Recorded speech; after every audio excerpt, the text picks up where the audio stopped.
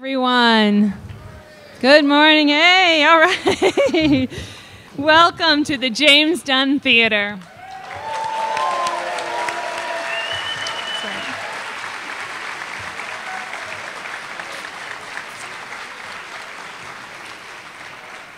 My name is Lisa Morris, and I'm the coordinator of the drama program.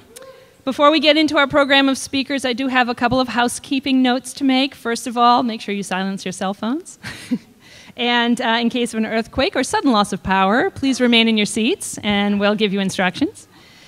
And the last is please note where your nearest exit is in case we need to evacuate. All right. We will keep the house lights up at half during today's program, so if you do need to get up and leave the room for any reason, feel free to get up and move around. Yeah, feel free to do so. I'd like to begin this morning by saying how heartwarming it is to look out and see so many faces in this audience. Folks who have gathered here to celebrate the life of James Dunn.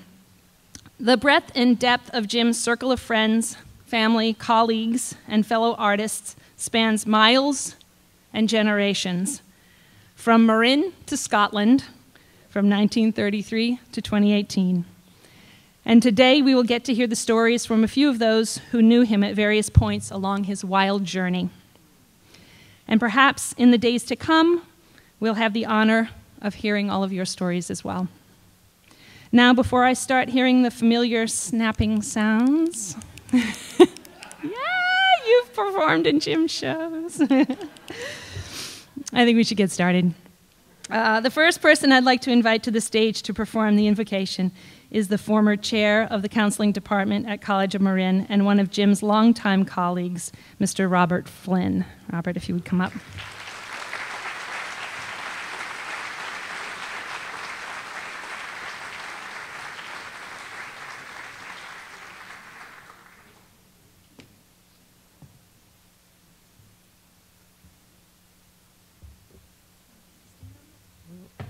I'll try that.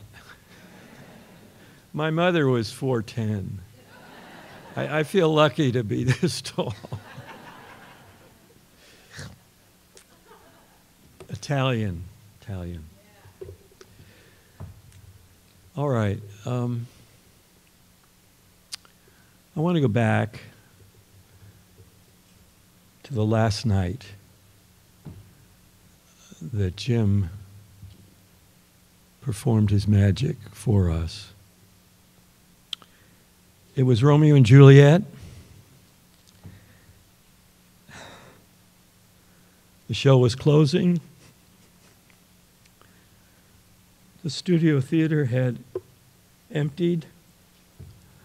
My wife and I were the last to leave. And as always, there was Jim at the door to greet us. And my God, how beautifully he was dressed. Radiant, alive, and very present. This was where he wanted to be.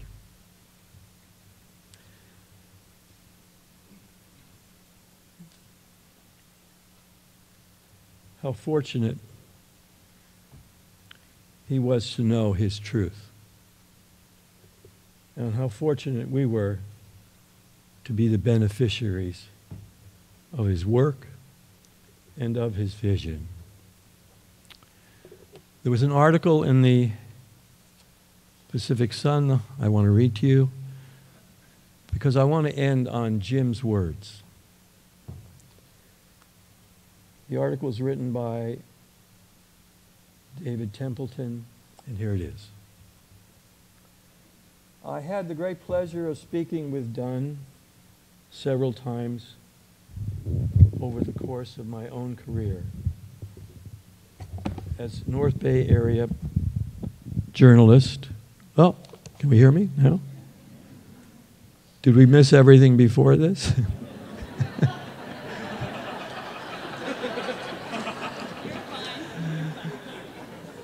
I can't do it again. North Bay journalist. And I can truly say that every conversation was a pleasure and a treat and an opportunity to learn something new. He was ever the gentleman, always smart as a whip, a little salty, but constantly cordial, funny, and kind.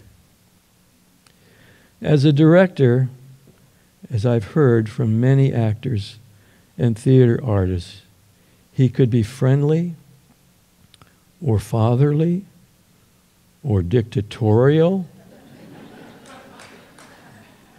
or all three, and was a strong believer that when the rehearsal was over, the rehearsal was over. And here's this quote. We worked hard, we did good work, and we're done. So don't ask me anything about your role.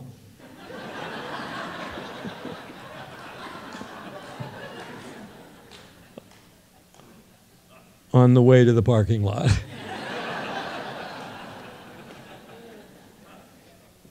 He'd say, you need to rest now. Need to rest. It's important.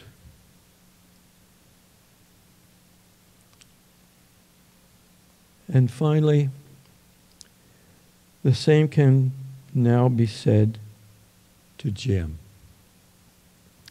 You worked hard. You did good work.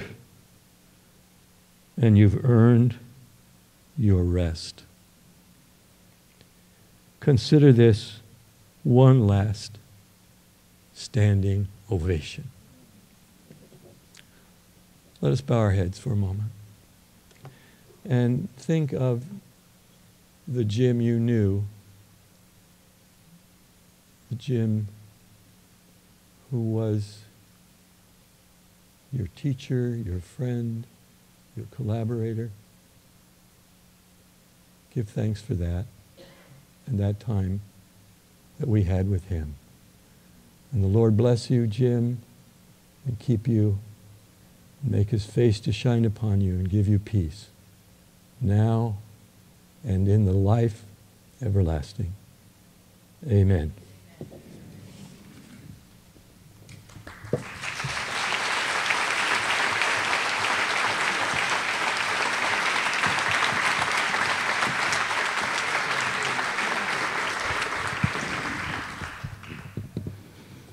Thank you, Robert.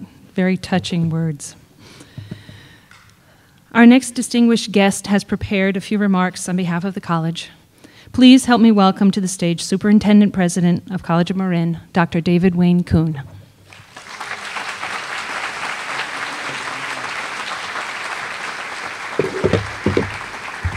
So full disclosure, this bad boy was built for me. There you go. So good morning. Or perhaps in the spirit of Jim's love for Hawaii, I should say, aloha, cousins. Aloha. Aloha. There we go.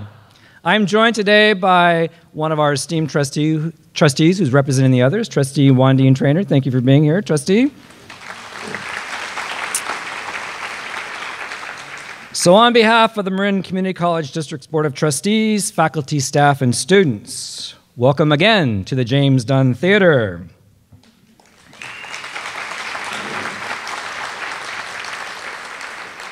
For the past 5.5 years, I have had the true honor and privilege of saying those words to hundreds, if perhaps not thousands, of people who have gathered here.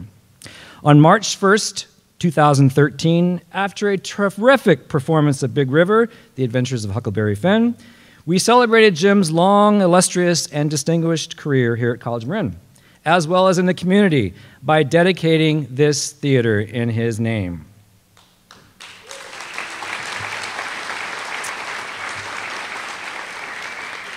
The evening was extra special because many of you may recall it was Jim's 80th birthday, and it was such a proud and deserving dedication. And I can tell you unequivocally, it was and continues to be one of the greatest highlights of both my presidency and my 30-year career in higher education. As you know, Jim started the drama program here in 1964 and directed his first production, Comedy of Errors, that same year.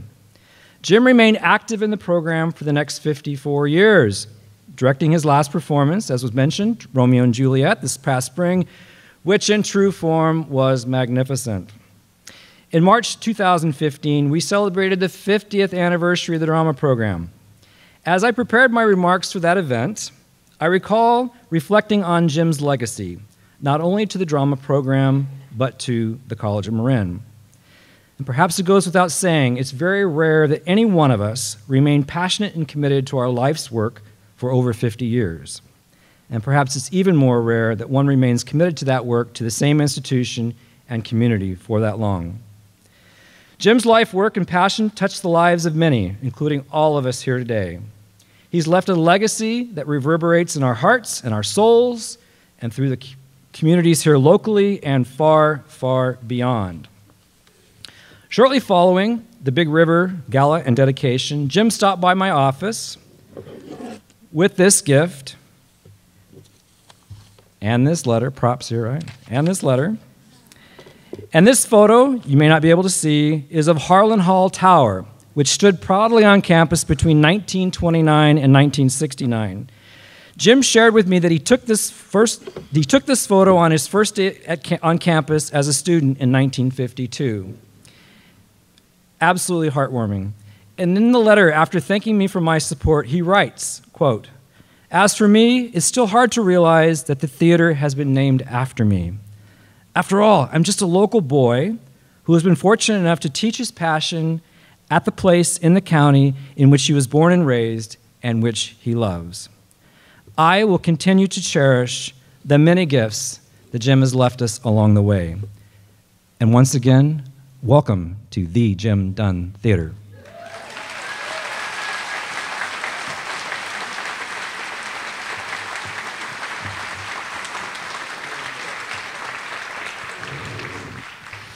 Thank you, Dr. Kuhn. Our next series of speakers are members of Jim's family who would like to share a few reflections with you today. Our first guest is Jim's son, Jamie Dunn. Please help me welcome Jamie.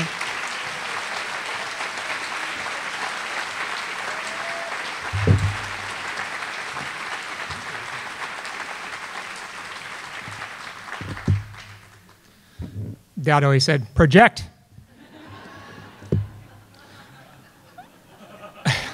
Well, we'll see how this works. Thank you. This is a very special day and a very special time. I want to thank Lisa and Ron for all the support and having you all come to visit us for this great celebration of my dad's life. And it's very emotional for me because in this room, I have touched everyone's life, and everyone's life in this room has touched my life and has been part of my growth as a person. And I have to give you all so much respect and thank you for being part of my life and part of Dad's life. So thank you so much. I want to thank my family, my wife, Nancy, and my daughter, Elise, and my Aunt Holly, and my stepmother, Linda, and my stepbrother, Jeremy, and my stepsister, Cammie, who can't be here today, but they all have been so supportive in this, these last few moments with Dad. And yesterday was a very special day. Yesterday we basically had Dad's funeral, and it was a closure that was very special. And everything that we celebrated yesterday was, something that we're so grateful for. And we're grateful for all of you to come in and be part of that celebration as well.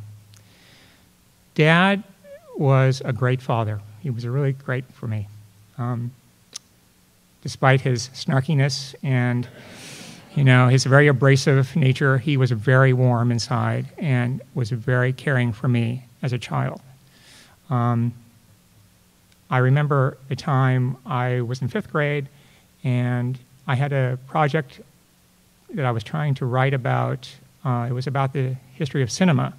And I couldn't figure out how to write about how cinema works, how film works, and how there is, you know, a process of shutter and frame migration. And Dad sat down with me and created a little flip book of a little figurine of a happy face and a sad face, and put it on page after page and flipped it. And it finally came to me how that worked, that process worked. And that was so special of him for what he did and the time he spent with me. And he did many things like that for me as growing up, and I'm very grateful for that. Not only was Dad truly a warm, wonderful man, he was also a great artist. And in the history of what he learned and what he did on this stage was remarkable. And all you people who were part of that was incredibly remarkable as well. And he would be very grateful for that. Dad really knew how to make people, you know, be creative. And he really worked with people to really work their creative sides inside of themselves and be proud of the work they did. He also was very respectful for literature, and his idol was William Shakespeare. And like anybody, like I have idols in my industry, and I'm sure you all have idols in your industry, his big idol was Will. And because not only was Will a great stage writer, script writer, he was also a great literary person as well. And I have a poem that I want to share with you that really means to me, is very special to me, about what, you know, he wanted to know, or what he wanted people to know about literature and how important the written word was, and how important was it. And I'm going to share you this poem with you.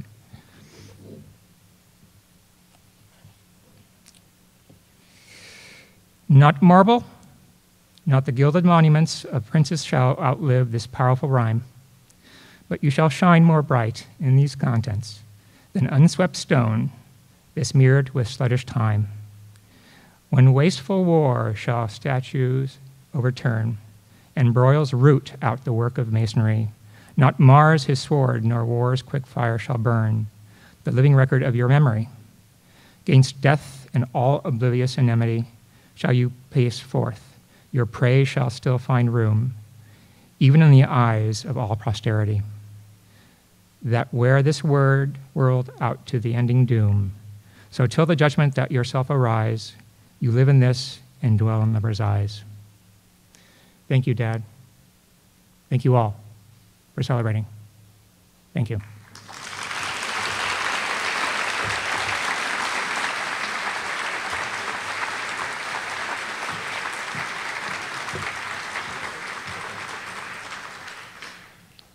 The waterworks are beginning already. I can't help but hear Jim's voice and Jamie's. It's right there. Our next speaker has known Jim longer than anyone in this room. Please help me welcome Jim's sister, Holly Selfridge.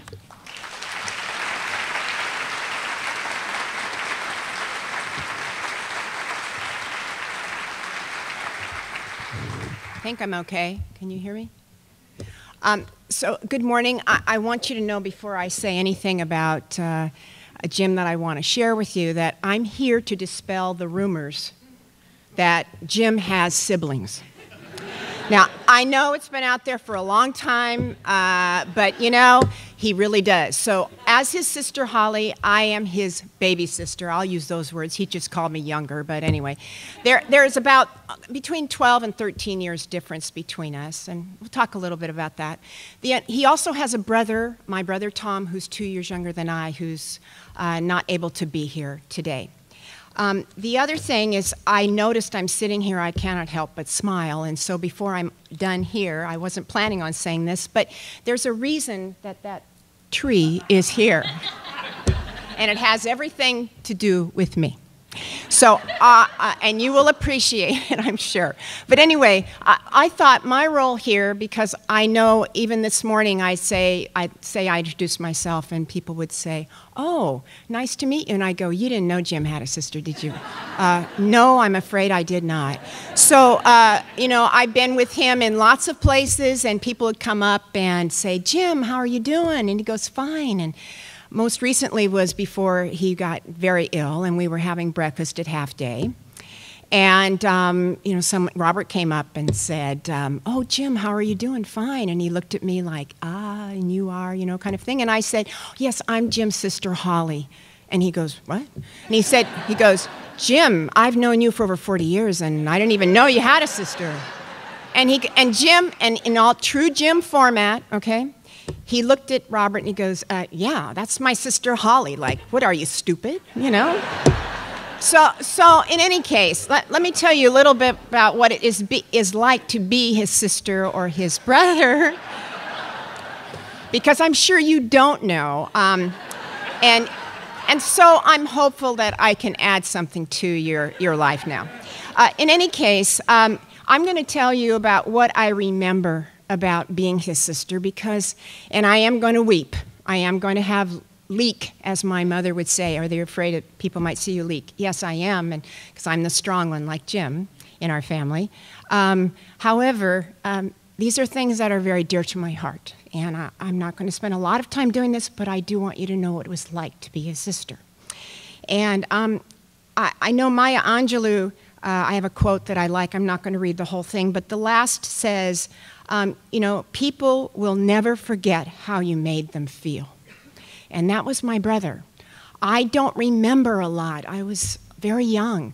But he would tell me, he said, "Hall, when you were born," he said, "I adored you. I adored you. You were my baby sister. And there isn't anything I wouldn't do for you." And that was how I looked up to him, and I worshiped him. He was my big brother, my big bro. And we had that relationship. As he got older, and I did too, he became an adult and had his own life. And yes, I came to just about every play. In fact, I have to tell you that when I was in 1955, I was in the first play that he ever directed at Marin Junior Theater. I was in Hans Brinker and the Silver Skates. I had one line, and I'm sure I did it perfectly because he was the director, but in any case, you know, there were little times that our paths would cross in this, his work, his legacy that he leaves.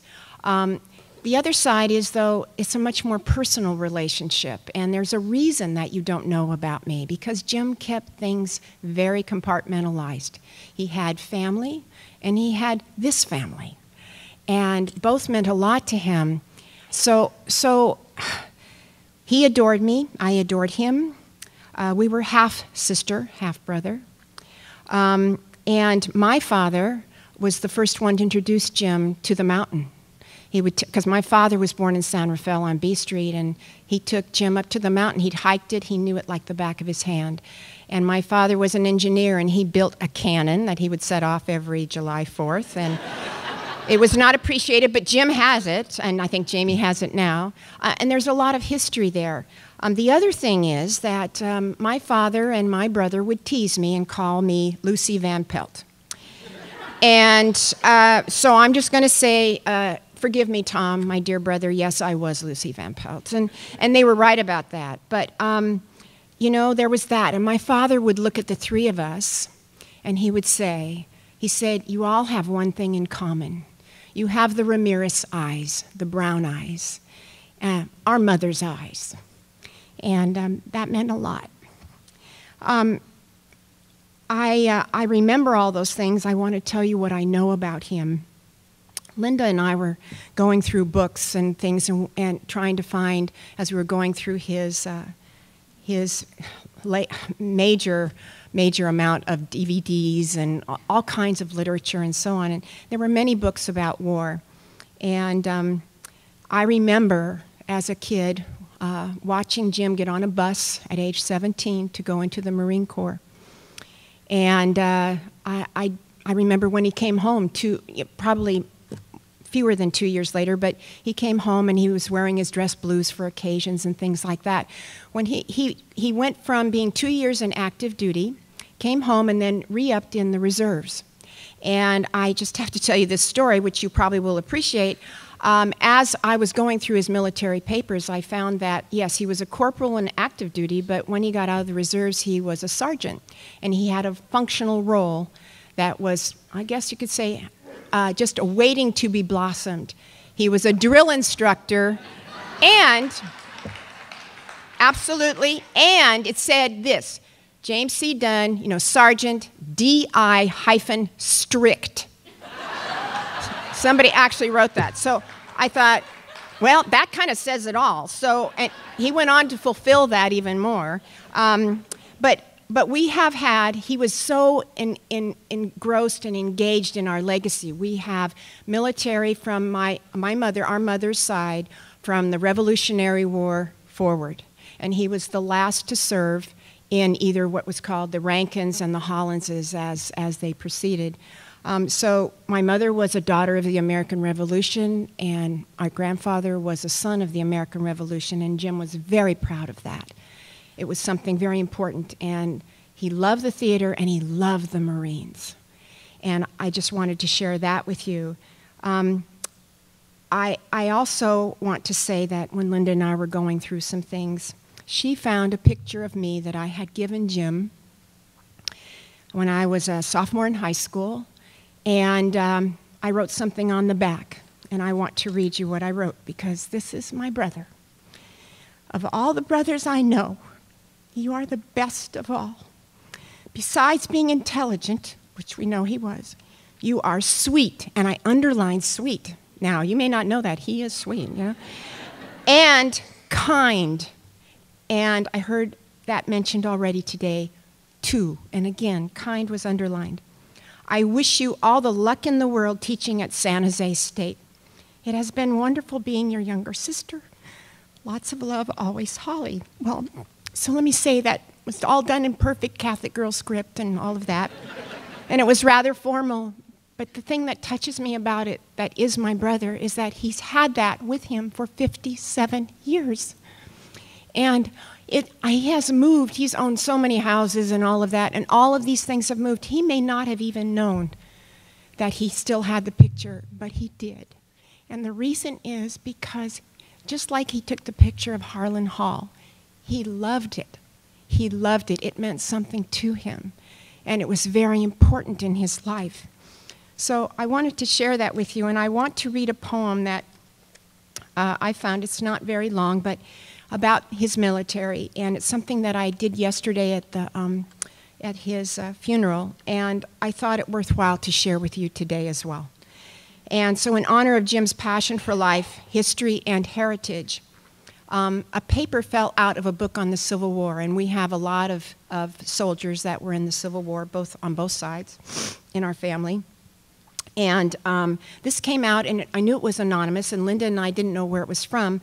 But she said, I showed it to her, and we both kind of were weepy, and she said, you need to read this at the funeral. And so I did, and I thought it worthwhile here, as I said. But I wanted to know where it came from, and I found it's called A Christian Confederate Soldier's Prayer. It's anonymous, alleged to have been found on a Confederate casualty at the Devil's Den in Gettysburg. And it is this: I asked God for strength that I might achieve. I was made weak that I might learn humbly to obey. I asked for health, that I might do greater things. I was given infirmity, that I might do better things. I asked for riches, that I might be happy. I was given poverty, that I might be wise. I asked for power, that I might have the praise of men. I was given weakness, that I might feel the need of God. I asked for all things, that I might enjoy life. I was given life, that I might enjoy all things. I got nothing that I asked for, but got everything I had hoped for. Almost despite myself, my unspoken prayers were answered. I am, among all people, most richly blessed. I was going to end on that, and I thought, what a downer, so now I'm going to tell you about this. So, well, Thank you. Thank you. In any case, now I can have some fun. Get back into the strong side. Okay, so with this, Jim has had this thing, the plastic ficus, for decades. And you can look at it and you can see it's absolutely just a mess. And so I spent the last 5 or 6 months of Jim's life with him, caring for him anywhere from about 6 to maybe 3, the fewest, maybe 3 days a week, cooking and sharing these duties with others that were very kind. But we had spent a lot of time together, and we talked about a lot of things, what it was like to be a kid when the Second World War ended and all that. And I noticed that we needed a little more room to get around the recliner where he was sitting and to get to tables and so on. And so I took this thing, and he has a deck at his apartment, if you've ever been there, and I put it outside the window. So it's like, this far from where it was, but just outside on the deck. So he didn't notice anything, because then I could vacuum and do stuff, and it would lose leaves. It's just disgusting. But anyway, so I moved it, and Linda was there one day, and he goes, "Where's my ficus?" And she said, "Oh, Holly put it outside." And he goes, "Oh, silly Hol. She thinks it's real." and Linda remembers this. Linda goes, "No, I don't think she thinks it's real." So he goes, "Well, what did she do that for?" "Well, we were giving you more room." "Well, it's my ficus and it belongs there." So she tells me, this is what's happened with the ficus, okay? So I come down the next day as usual, and I go, "So I understand that you noticed the ficus was outside." And he goes, "Yeah." He goes, "It's not real." I go, "Oh, really? Oh, okay. All right." And he said, "No." I said, "Well, listen, we needed some room here." So I moved it, so I could vacuum and all that. And he goes, "Hol, it is my ficus. I have had that for a very long time." I said, "Really?" I would never have known. He said, "Yes." And he said, "I want you to move it back in." And I said, "Yes, sir."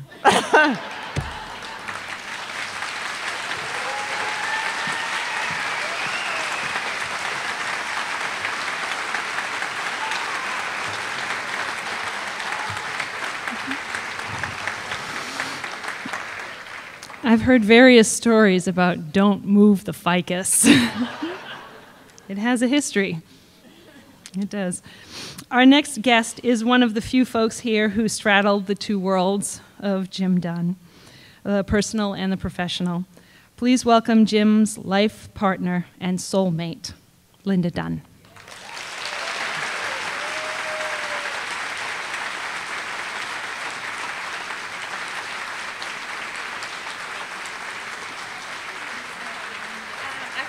I don't need it. You sure? Yeah, I think I'm good. I think that ficus was actually my wedding present.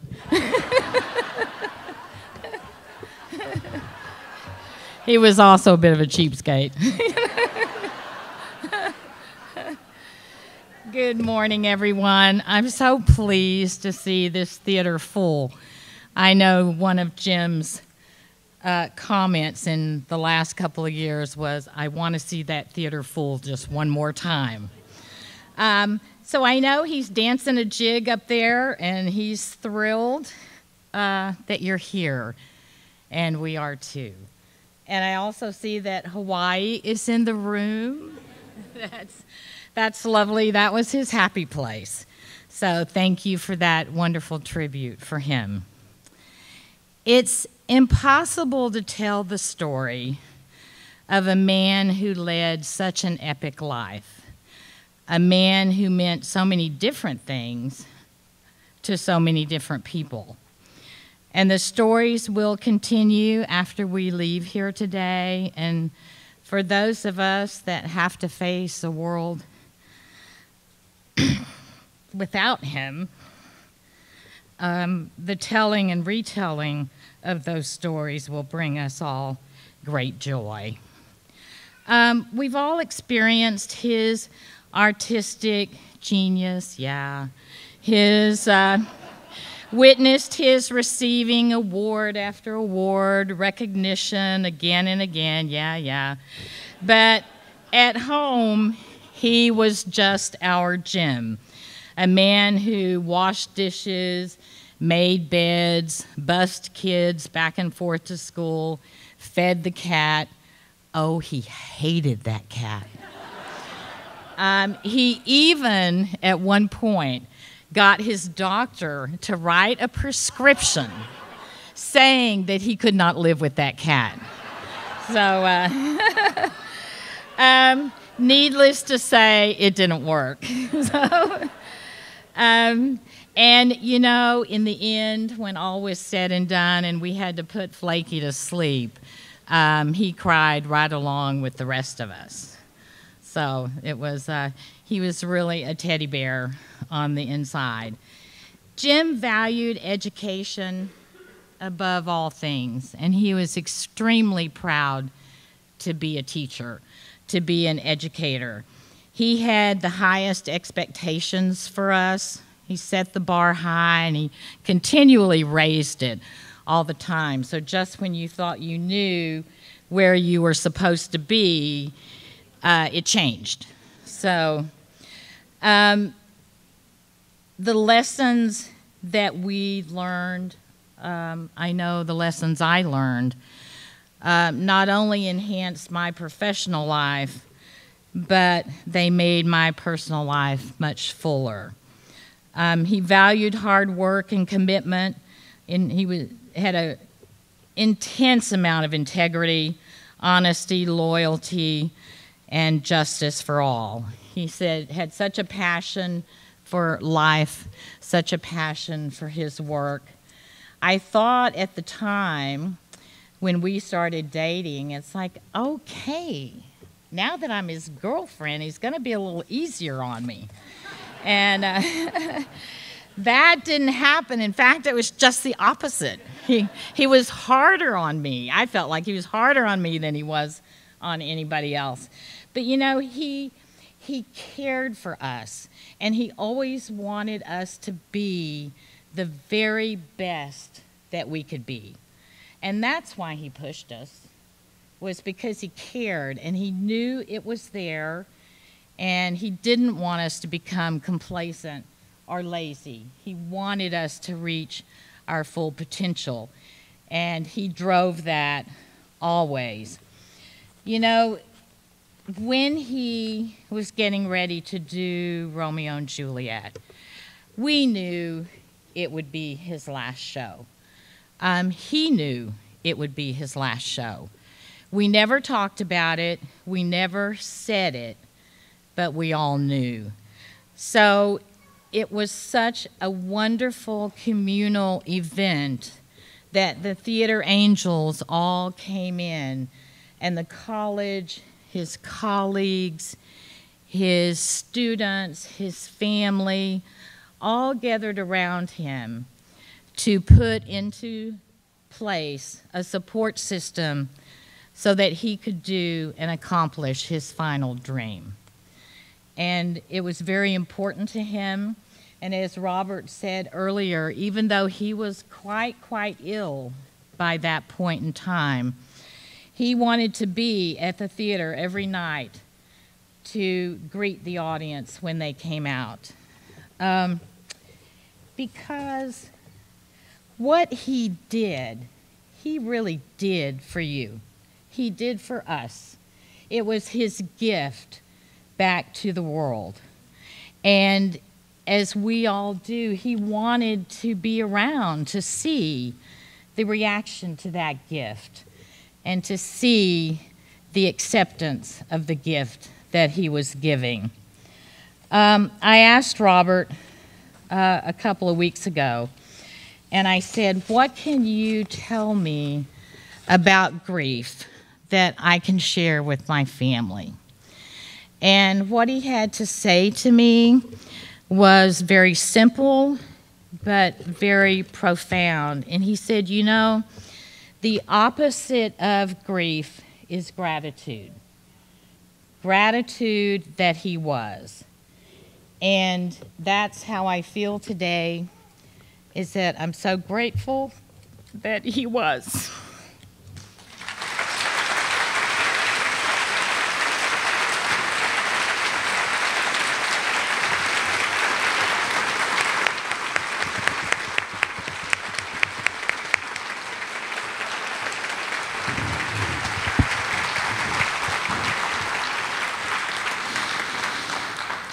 Thank you, Linda. Our next speaker is Jim's son, Jeremy Duvall. Jeremy.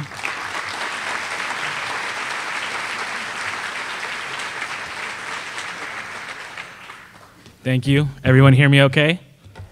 So my memory of the ficus was that when it was time for G.I. Joe to have jungle warfare, it would happen in the ficus.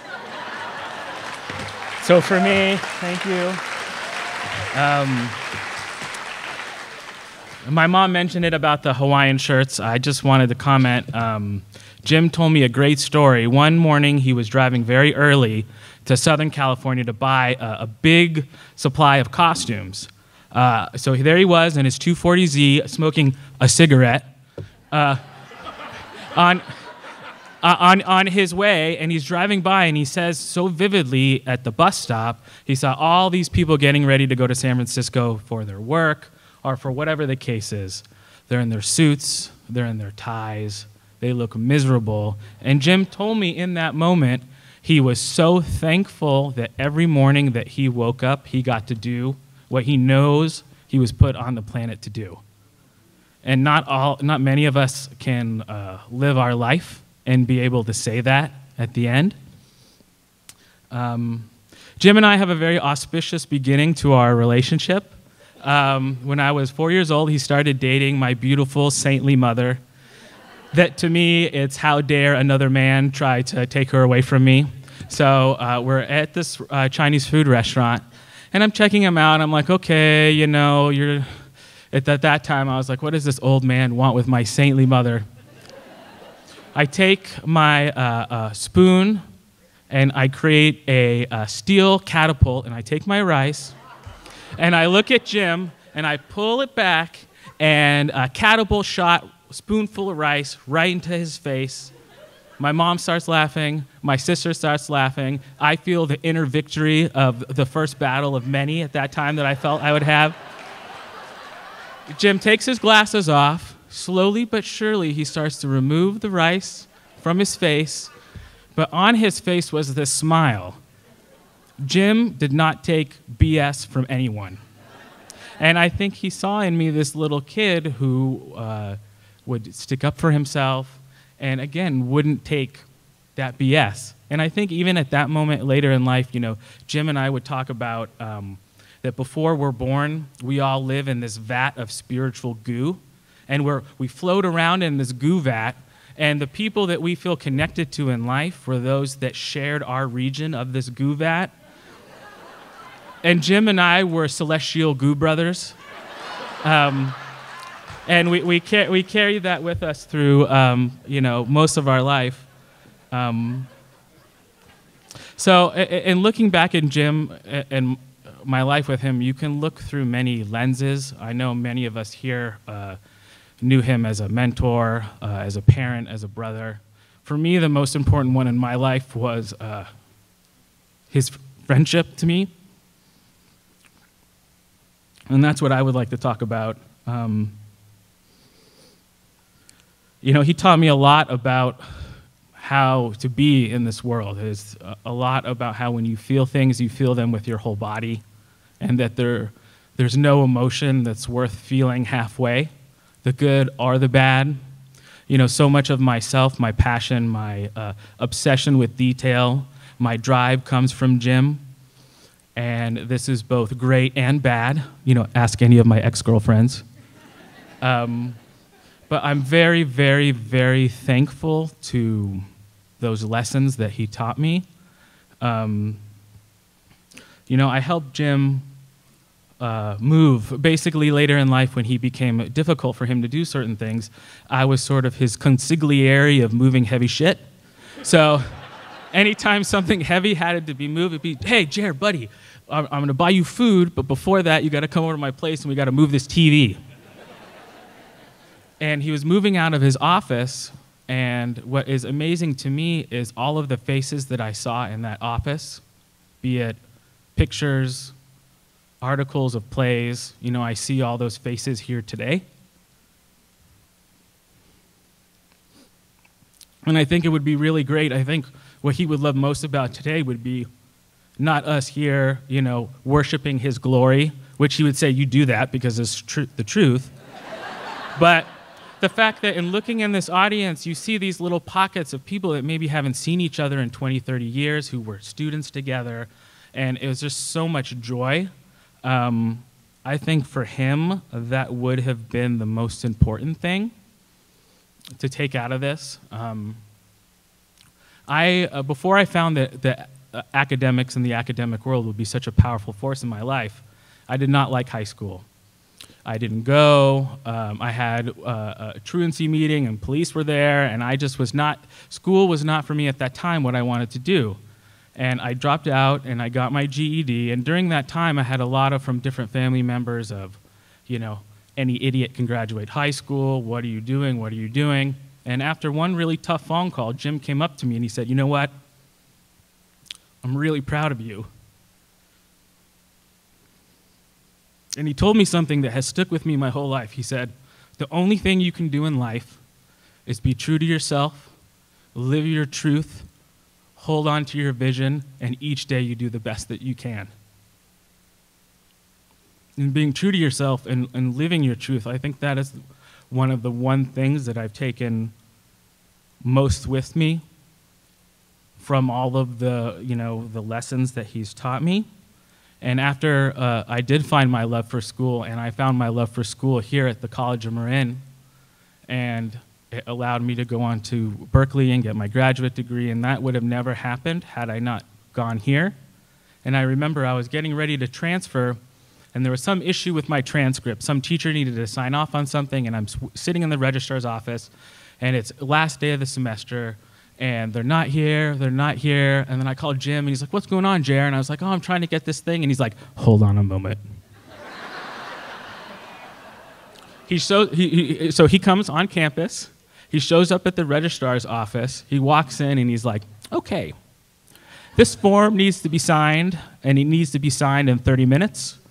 I'm gonna go get a coffee, and I will return, and this should be handled. That professor got on campus. I don't know where they lived. They must have lived down the street, because they arrived, completed the paperwork, and thankfully my transcripts was finished, and off the Cal I went. Jim was a self-professed guy. He would always say, I wear my heart on my sleeve. With Jim, often you never had to guess how he felt. He would tell you.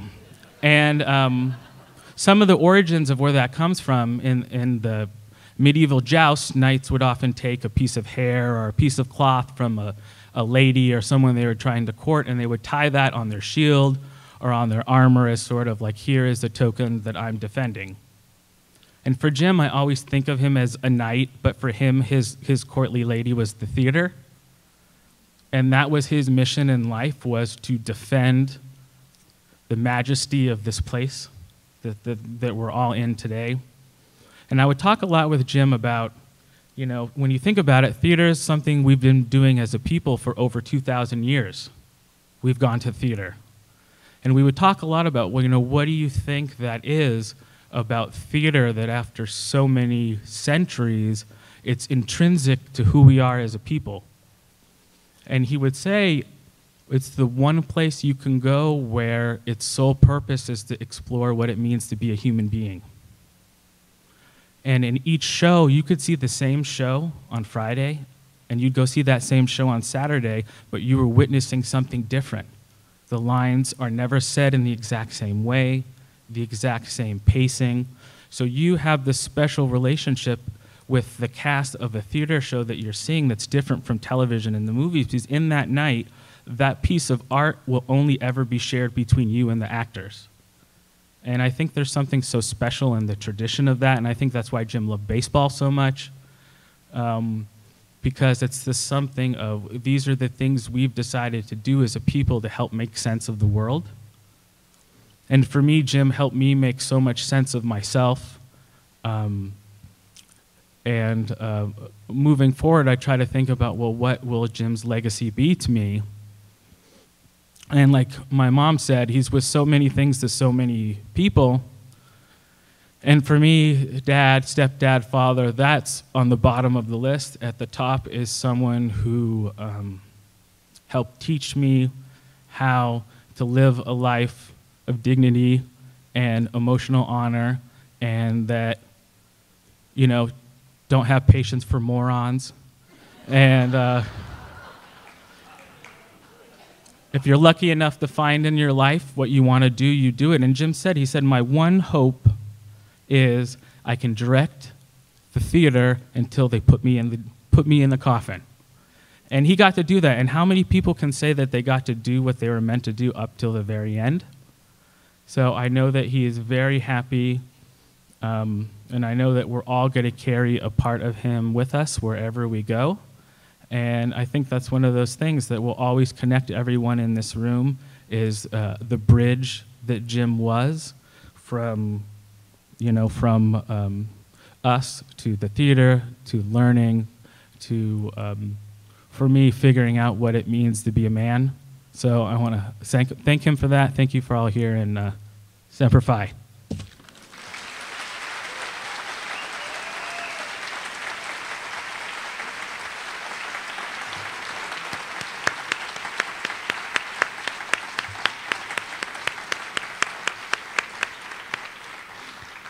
Thank you, Jeremy.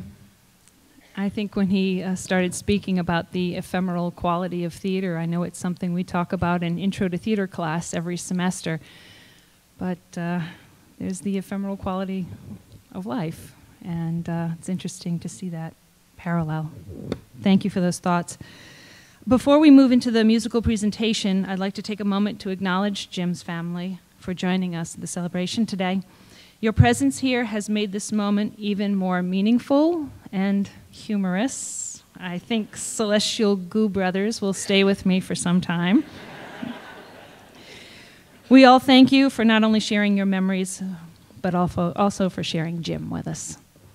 We know there's a sacrifice there. Thank you.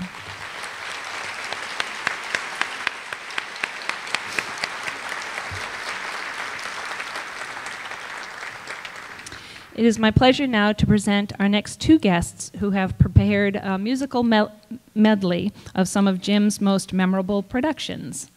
Both artists have worked with Jim on the mountain and throughout Marin County.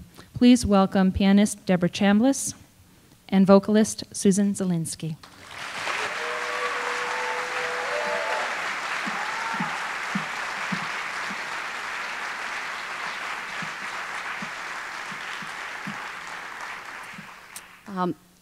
Before I start, I just wanted to say that I had the pleasure of playing Maria in West Side Story for Jim twice, once here on this stage and once on the mountain. And secretly backstage during some of the final years that he was directing up there, I recorded his speeches that he would give to the cast members, because I'll never forget the first time I heard him speak here at College of Marin, and my jaw just dropped. I thought, who is this person? Where has he been all my 18 years of my life? And he was as everyone has said already, that he was a friend, a mentor, my professor, and he meant the world to me. And he told me, he told us that when he was 9 or 10, I just got this off the recording the other day, he would say this every time. When he was 9 or 10 years old, he and his father would hike all the trails, every trail on the mountain. And he said, "It's my mountain. This is my mountain." And he called it Mystic. And I had the pleasure of doing many musicals with him up there, and so I've picked a few songs from those musicals I was lucky enough to do with him. But the first song I want to sing is for Linda and Jim from West Side Story. Yeah.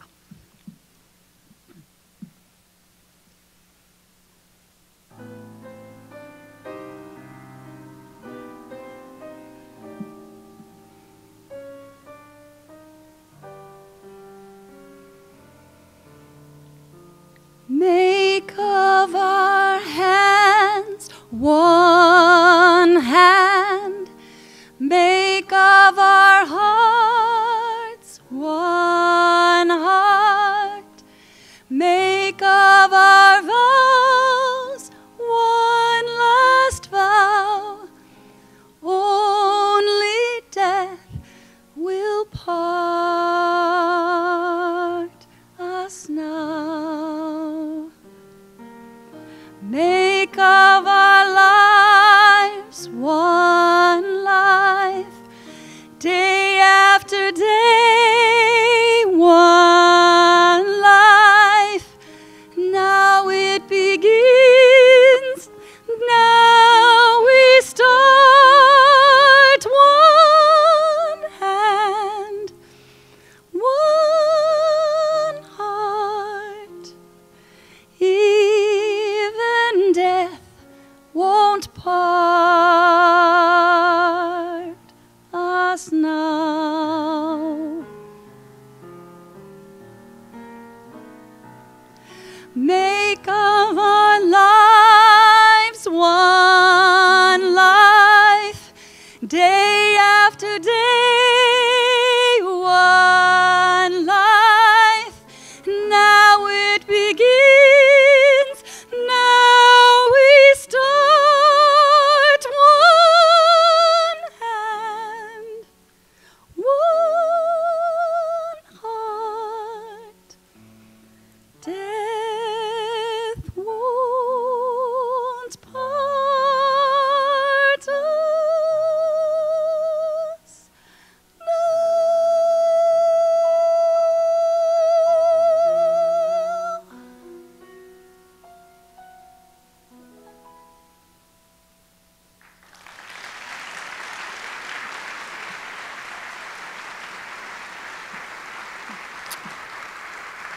And before we start, some of you might get this joke, but I'll never forget Jim Dunn yelling at me once on the mountain. Just once. And he yelled in front of everybody, "Susan, get your ass on stage."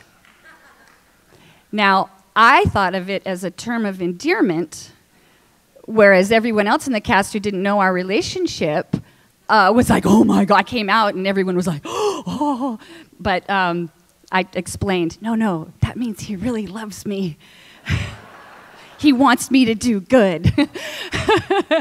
And so at the end of the show, Tim Ryan, are you here? I just wanted to say that Tim gave me a little ass, so I would always remember to get my ass on stage.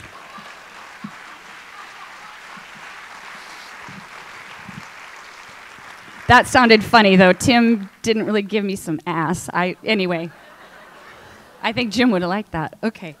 So these are some songs from some roles that...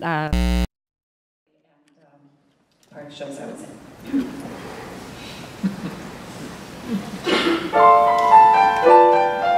Bed, I couldn't go to bed. My head's too light to try to set it down.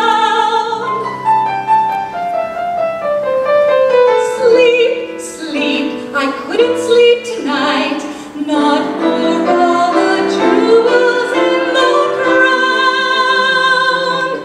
I could have danced all night, I could have danced all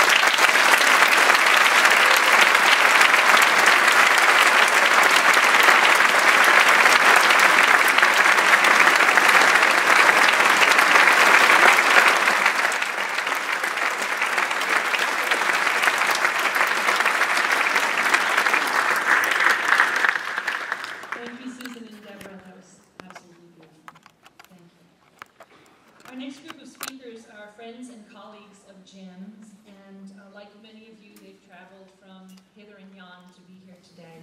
So thank you very much for your travels, for your pains. Many folks that will be speaking in the next group go back to before I was born.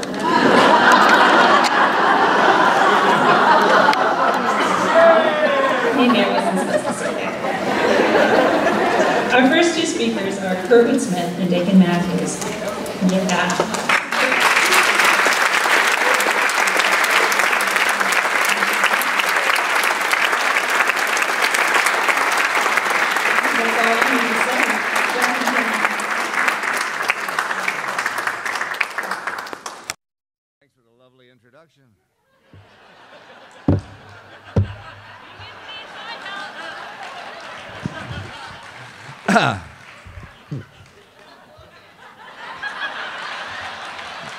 Get over here.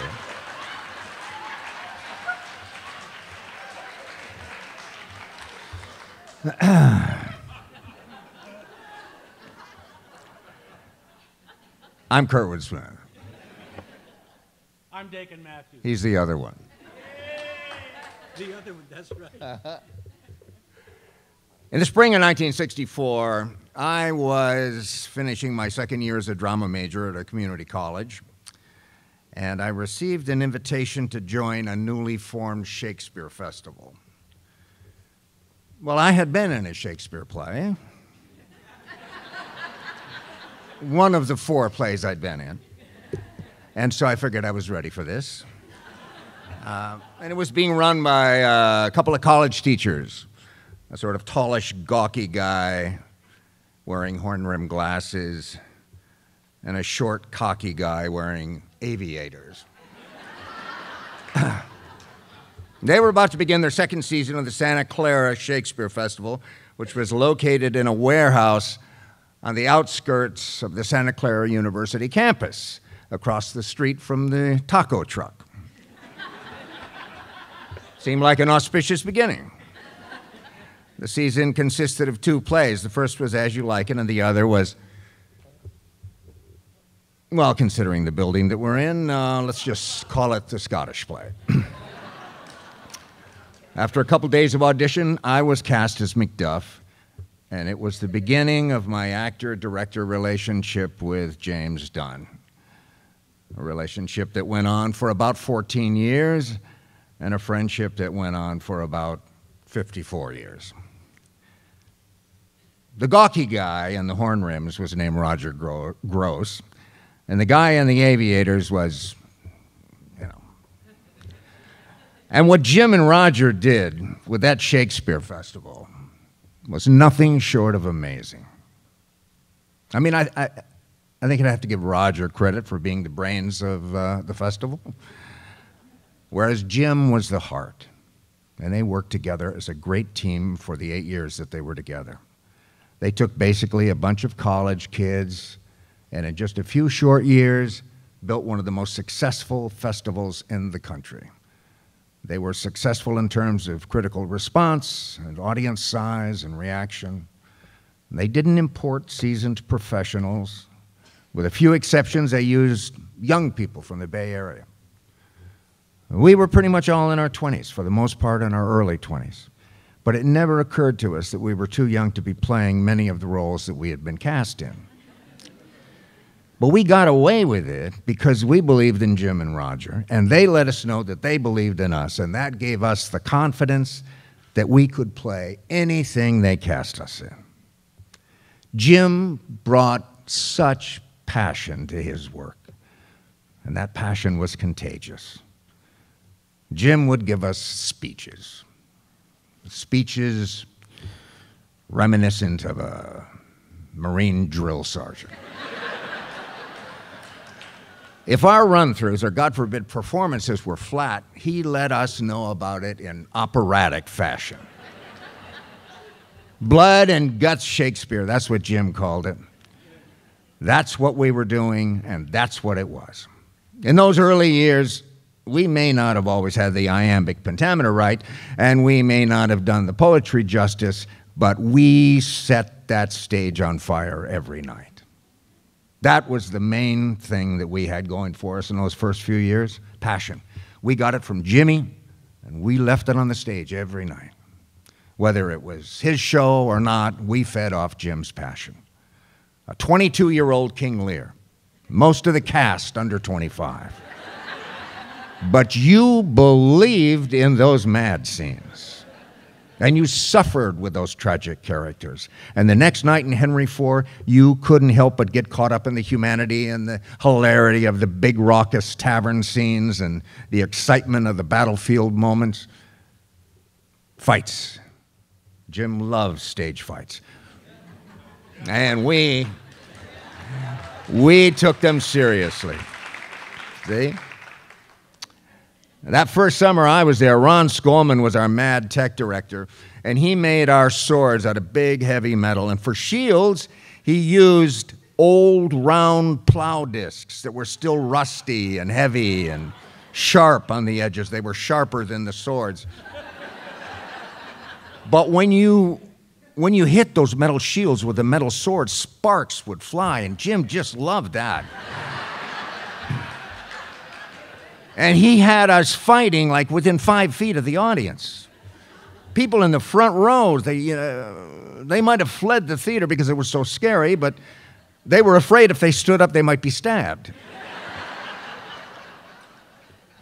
We knocked it off eventually with the metal shields, but never with the attitude. Jim wanted Shakespeare exciting. Exciting in the battle scenes, exciting in the crowd scenes, the character relationships, the soliloquies, the love scenes. It was heart-pounding theater. We flew through those plays, and we carried the audience with us. We believed in Jim and Roger, and they believed in us, and that gave us the confidence we needed. And they were wonderful days, halcyon days, days that led to years and years that led to lives in the theater. That was our beginning. Those were the early years. The festival got better, and it got bigger every summer. And soon we were rehearsing in the spring and wrapping in the fall, and more actors were joining the company, always interesting and talented people. Actors from Carnegie and Stanford, South Coast Rep and Berkeley, and soon Jim was developing, the actors that Jim was developing at College of Marin were being fed into the company. And Jim was developing as a director, smoothing out his rough edges, and the shows were becoming richer and prettier, and still full of life, and still passionate, and still exciting. In 1967, we became an equity company. The Shakespeare Festival became a professional theater in its 4th season. And that same year, we were joined by the lovely and talented Dakin Matthews.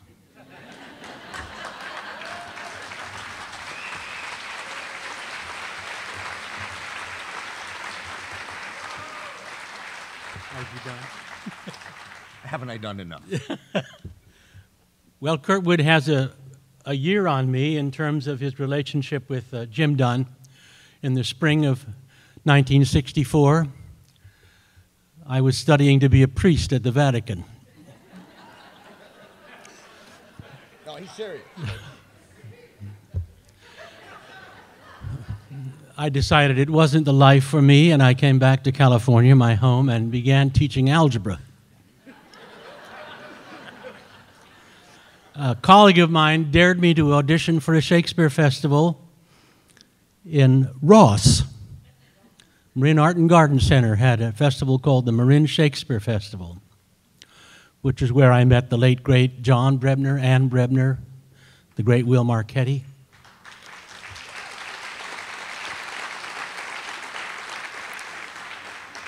Like Jim, Marin County legends of theater. I had done some extracurricular plays when I was studying in the seminary. We were all celibate. You have to do something with all that energy. And sports could only go just so far. So I had played Falstaff in Henry IV, Part 1, in Rome. And I had bragged about it to a fellow teacher of mine in high school, Sarah High School. I was teaching at Sarah. And he said, well, I see there's a Shakespeare Festival auditioning for Henry IV, Part 1. Why don't you audition? I said, well, I'm going to be a teacher. Not having planned any other career, that seemed to be the more likely one. And he said, are you afraid? I said, no, I'll go. I had never auditioned for a play in my life. I had no idea what the protocol was. So I dressed up in a blue serge suit with a tie and brown shoes. I got my gigantic complete works of Shakespeare by Rockwell Kent. And I showed up at the address, which was an outdoor amphitheater where the temperature was about 102. And I read a few lines from Falstaff, and John and Ann Brebner hired me to play Falstaff that first summer. It was my first professional job, 1965. Jim came to see that show. I didn't know that until later. But the day that we got reviewed in the San Francisco Chronicle, which was a rave, especially for Will Marchetti, I recall. Underneath it was a review of a small university Shakespeare festival in Santa Clara, which was not a rave. And I said to my fellow actors, why don't we rent a bus? Because we're all doing Henry IV Part 1, they're doing Henry IV Part 1. Let's go down and give them a look. We'll be kind. You know, we're the professional theater, but maybe it'll be fun. And they sort of agreed, so we rented a bus and we drove down to Santa Clara, and we drove down and found this weird industrial double Quonset hut set in the middle of a very dusty parking lot with a little octagon of grass in front of it, where, unbeknownst to me, I watched my future wife perform.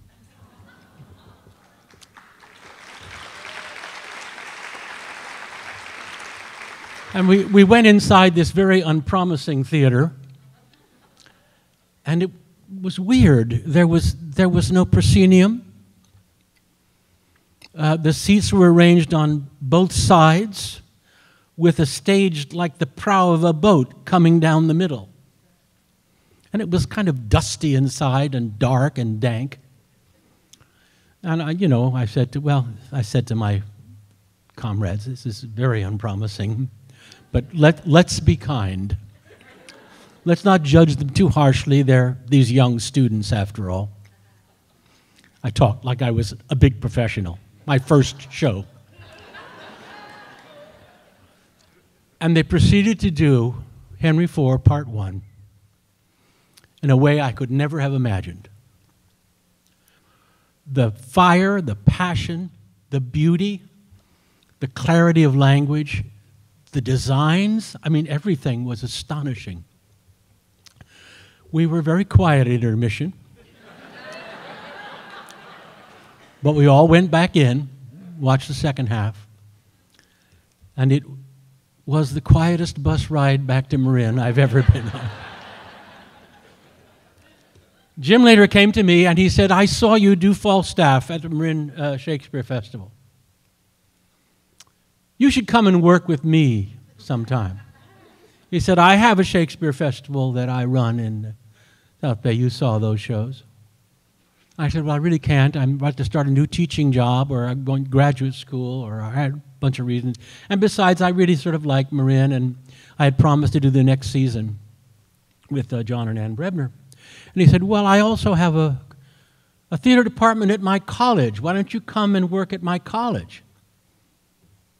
And I said, well, how could I do that? I'm not a professional, and I don't live in Marin. Don't you have to live in Marin County in order to go to Marin College? He said, I'll take care of that. So he didn't hire me. He invited me to come and be a totally illegal guest artist at College of Marin.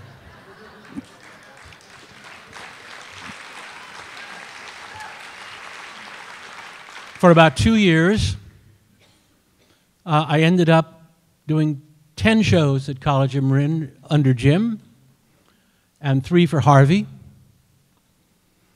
I learned so much from that. And from then on, Jim and I worked together probably another 10 years, I would guess. We worked at the third year. I did join the California Shakespeare Festival. We did that for a few years. I did other shows for Jim professionally. Some years later, we worked at a California Actors Theater in Los Gatos. Eventually, I was assistant artistic director. Eventually, I was artistic director. So we've had Kurtwood and I together have spent more than a century, basically, from Jim Dunn. And that's part of what I want to talk about, and that is not perhaps aware, that you're all aware of, is that Jim was besides being a gifted, charismatic, and tough teacher, Jim and Roger and other people formed the foundation of a lot of professional theater in the Bay Area. Jim was the artistic director of 2 professional theaters and launched from those theaters, as well as from the college, scores of professional careers. Here at the college, of course, so many come out of this college into professional theater, have had careers as even starrier than ours, I would dare say.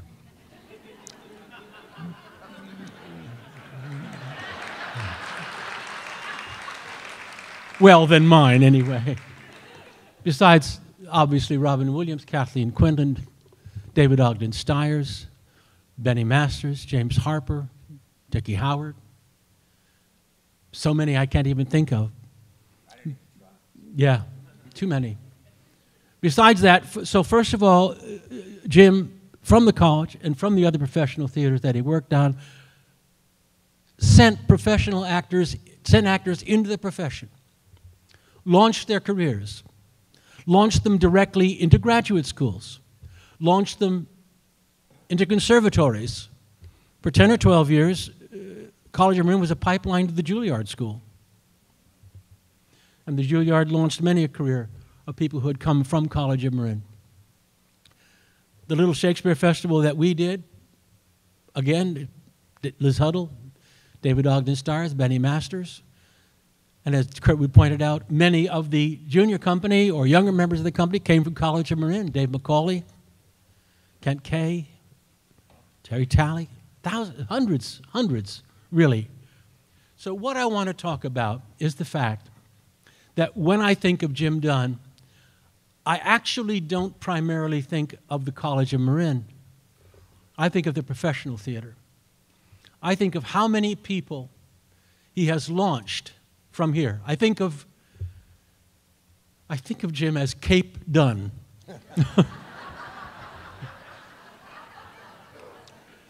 I think of those violent, shudderingly explosive liftoffs, but I think of people being launched in graceful arcs, not just into acting, into directing, into designing, into administering, into teaching, into technical theater, into being professors, lawyers, doctors, parents, human beings. So many of us, I would not have either the career or the life I would have had. I would not have met the wife I have without Jim Dunn.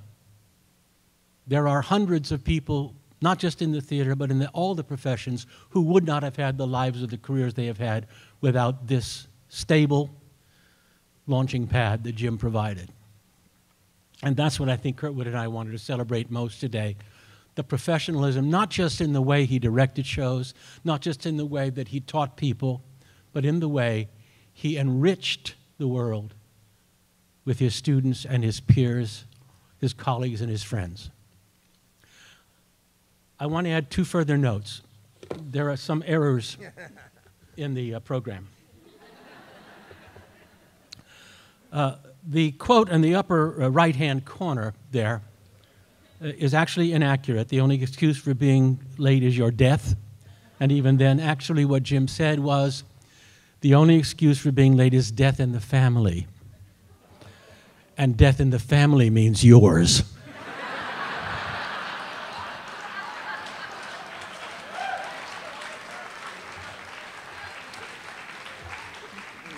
the other one is the one that, that was left off of here. I don't know how, but it went something like this. Matthews! Yes, sir? Are you chewing gum on stage?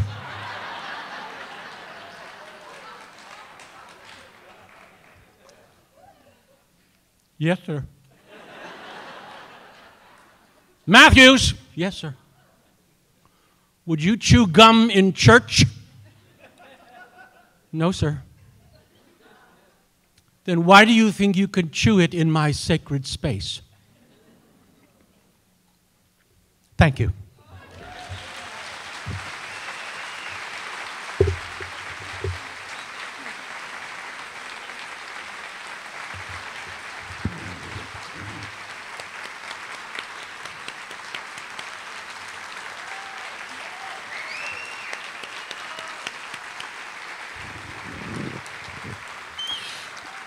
I just wanted to add one quick thing in appreciation, of course, to Kurt Widdendake. And you may, of course, you understand they've had amazing careers in theater.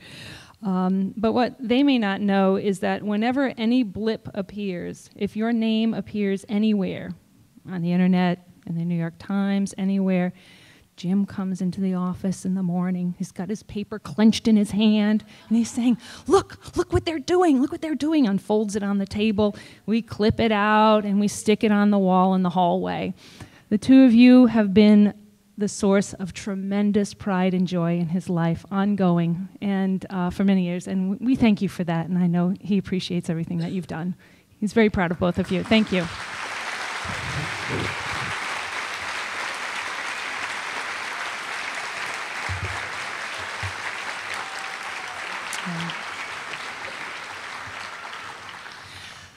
Our next speaker is W. Alan Taylor. I'd like to ask Alan to come up to the stage. Alan is a retired faculty member and drama program coordinator at College of Marin. Please welcome Alan Taylor.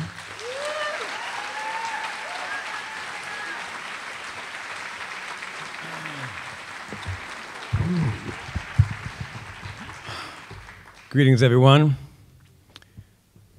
This is a trip. And also very fitting to be standing on this stage for this celebration.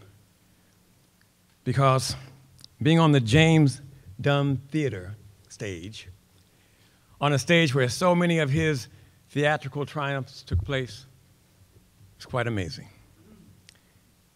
I have a strong feeling that he will be visiting often on this stage. Jim was my colleague, my mentor, and my friend. And although he didn't know it, he was my hero. I don't use that overly used term lightly. It's reserved for those uniquely qualified angels who have shown up in my life almost synchronistically at the most opportune time and with just the right message. Of all the many people who made an impact on me during my 16 years at the College of Marin, Jim made one of the most enduring. When I joined the faculty in 2000, after teaching in the East Bay for many years, I was more than a little nervous. Being a new black full-time instructor at a predominantly white college was daunting, and I had my days of doubt. I tried to play it off and exude confidence, but I think Jim could sense the uneasiness as a new hire, and one afternoon early in the semester, he dropped by my office just to check in. We shot the breeze for a few minutes, mostly talking about non-theater related things. That's when I knew we were going to be friends. But before he left, he said to me, "By the way, I was in the hallway today listening to you teach your acting class." I was mortified by what he might say next. But he said to me, "You're going to be great." Then he smiled and walked out. I never forgot that. The way it felt, it wasn't just a compliment. It was like the universe was sending me a sign through my newfound surrogate father, a sign that simply read, "Don't look back, onward."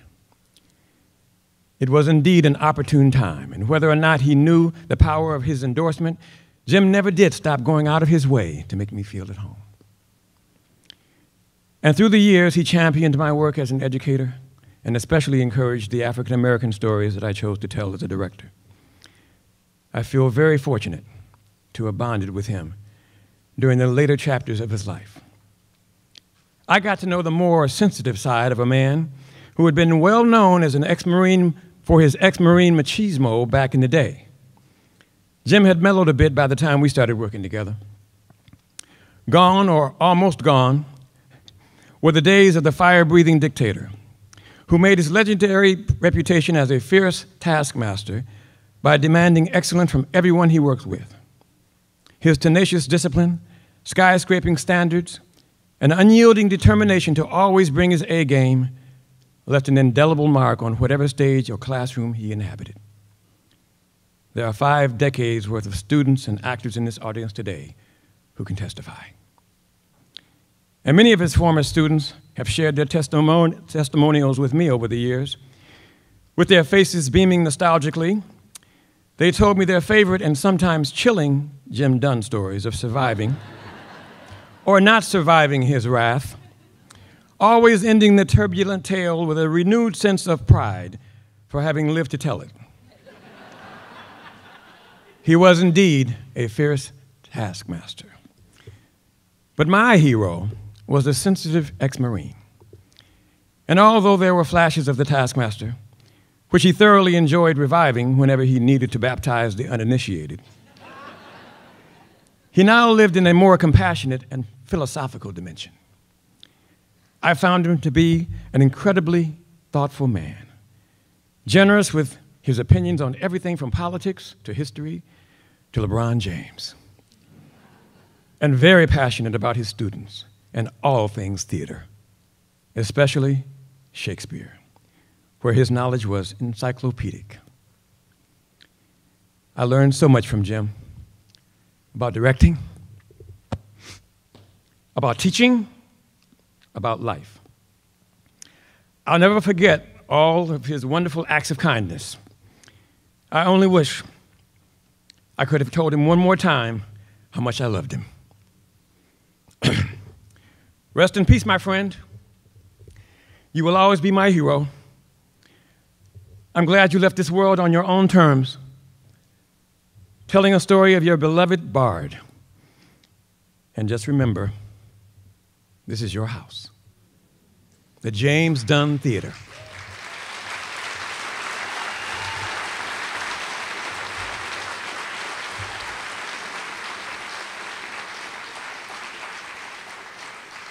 And you can feel free to drop by this stage anytime you want.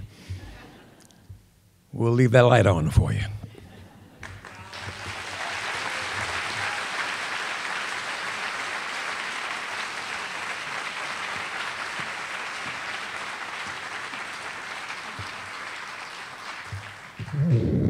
Thank you, Alan. Joining us next are Dave White and Patricia Polin. Dave White is currently the technical director at College of Marin, and Patricia Polin was Jim's costume designer and faculty member here for many years, having designed over 80 shows with Jim, both here at COM and at the Mountain. So, Dave and Pat, welcome.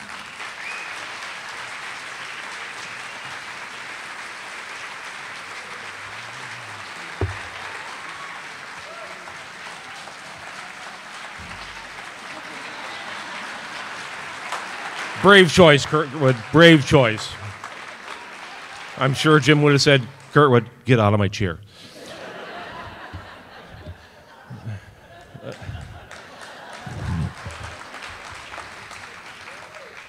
And now for the rebuttal. I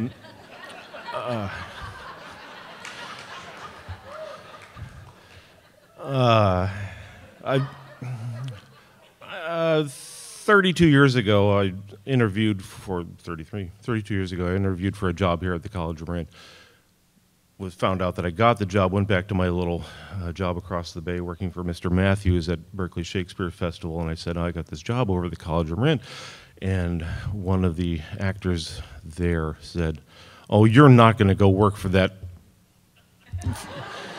It was not a nice thing that actor said, and I thought, oh, that's interesting. I've noticed a lot of people have been looking up when they're referring to Jim. There is no way that he's up there.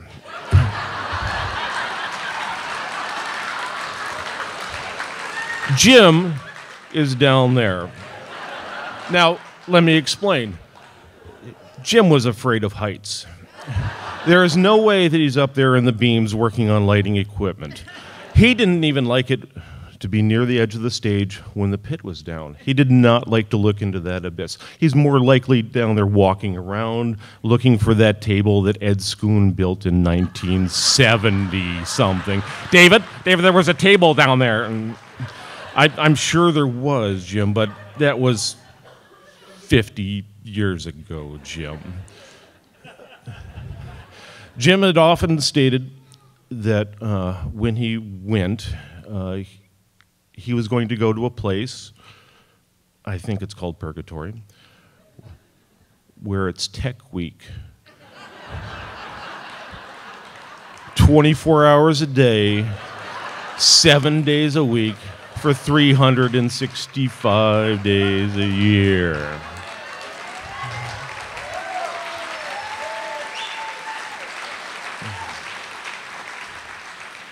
And I don't remember the official count, but it's 250 shows, 350? What was the? 254. So if it's Tech Week for 254 shows, that's 254 weeks, and 52 weeks a year. So he'll be in Purgatory for 5 years, and then he'll go wherever it is he's destined to go. Up or down, really don't know.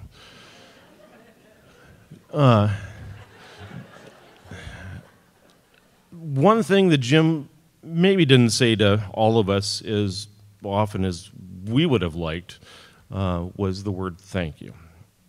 He showed it in mysterious ways, but would everybody who ever worked as a technician or in the office, PR, house manager, would you all stand up for a second, please?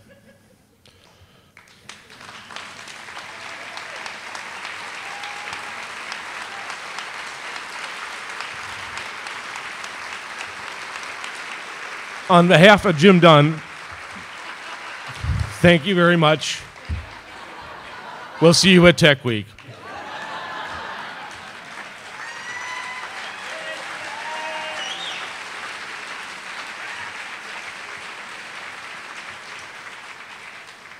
How can I possibly follow that? Anyway, oh my gosh. Yeah, I designed a lot of shows for Jim Dunn, costume design. I first met him in 1974. I had just graduated from UC Davis. I worked out at PCPA in Santa Maria, where I believe Mr. Kurtwood Smith was doing a King Lear down there, or maybe the Shrew, because that's what I was working on, as a stitcher. And I did not design for him until 1979, when Ron Krempitz introduced me to Jim. And that launched a long-time relationship designing costumes for Jim Dunn. I stopped counting at 80 shows, and that, yeah, I'm sure it's over that, but we did many, many shows together here, Mountain Play, Marin Shakespeare, other places around. Besides his love of Hawaiian shirts, Mickey Mouse watches, did you ever notice? He always wore the Mickey Mouse watch. He also really liked the Giants, SF Giants. So I think he might get a kick out of what I'm going to say. A number of years ago, before one of the games, the Giants had a tribute to Willie Mays, and they had a whole panel of distinguished people there to talk about Willie Mays. And the guy who was in charge said, but you only get 25 words or less, each person, because we had to play a game. And so one of the guys just got up and listed a bunch of words. And that's kind of what I did. These words describe what Jim was to me as a designer. He was visual. He was courageous, visionary, infuriating, confident, stubborn, supportive, creative, trusting, smart, reliable, funny, a colleague, and a dear friend.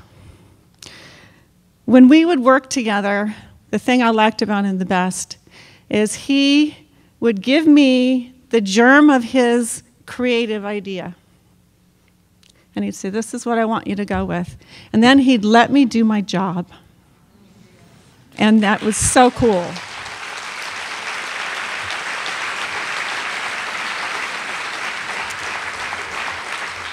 And I just want to thank Jim. Jim, thanks so much. Looking back, you know, we had ups and downs, but we had a really good ride. And it was a really fun ride. Thanks a lot, Jim, and thanks all of you guys.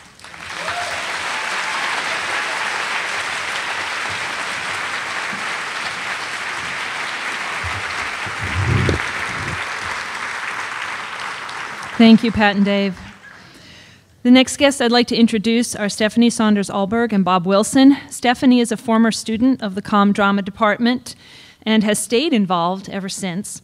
She was in the original Taming of the Shrew and the version that went to Edinburgh, and is on the board of directors for Ross Valley Players. Bob Wilson got to know Jim here at College Marin, working backstage on Nicholas Nickleby.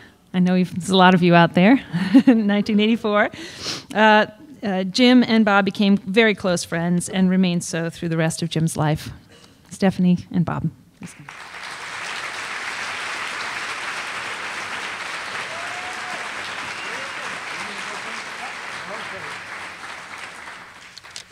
I tried for ladies first, it didn't work.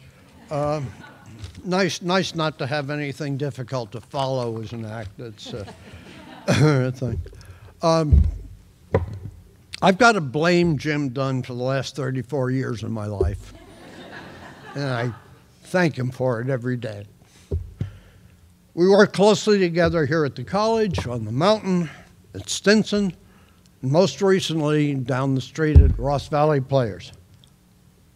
At RVP, Jim directed me. I directed him a few times. I'm trying to keep this a secret. Okay. I directed him for a few times, and I was involved as his production manager, which translates to whipping boy, for more than a decade. It was always a privilege and often a challenge. Jim's expectations for his shows there, a tiny little community theater, were no less ambitious as they were anywhere else. And he raised the bar for all of us there. Jim appeared in 10 shows at the Barn that we can discover, and he's directed 14. As an actor at RVP, Jim played such interesting roles as an East Coast wasp. I think that was the hardest one for him. An over-the-top comedian, that may have been the easiest, and a Southern Klansman. Oh, and a bit part as a taxi driver in the last show he was in. As a director, our Ross Valley Players gave Jim a chance to pretty much complete the military cycle. Did anybody know he liked to do military plays? The military cycle with us. He appeared long ago at RVP in Mr. Roberts. He looks like a teenager in the photo that's there. And since 1999, he directed a number of shows, Stalag 17, which he had done often before, A Few Good Men, which he hadn't, Heroes, a very, very interesting military play, and perhaps dearest to his heart, a show he had always wanted to do and got real critical acclaim for, his production of Journey's End, which was touching and a wonderful show. He set new audience records for us with To Kill a Mockingbird recently and Pirates of Penzance, and his last show with us, Cabaret, which was an extraordinary success. Although RVP is a community theater, Jim kept his standards high. challenging actors, designers, and technicians to reach them. They didn't change. He was able to enlist talent to join all of us, and RVP does remain very grateful to the contributions of Ron Krempitz and Senator Tanner Mack and Linda Dunn and Deborah Chambliss and the essential Dave White and all the others who made contributions to our shows, and we're very grateful for that.